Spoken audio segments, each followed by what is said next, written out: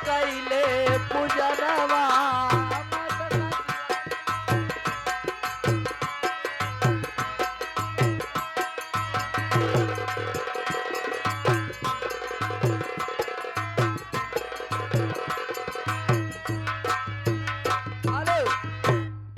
भैया हमारे प्रदीप डॉक्टर भैया आल साहब जी की तरफ से 11 रुपया पुरस्कार, बड़े भैया को बहुत बहुत धन्यवाद है। माटे साहब माटे का श्री राम माई कैले पूजनवा।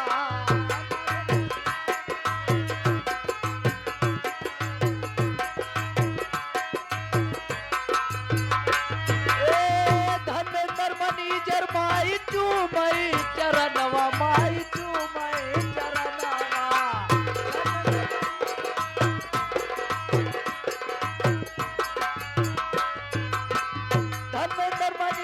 माई चूमई चरणवा, चूमई चरणवा।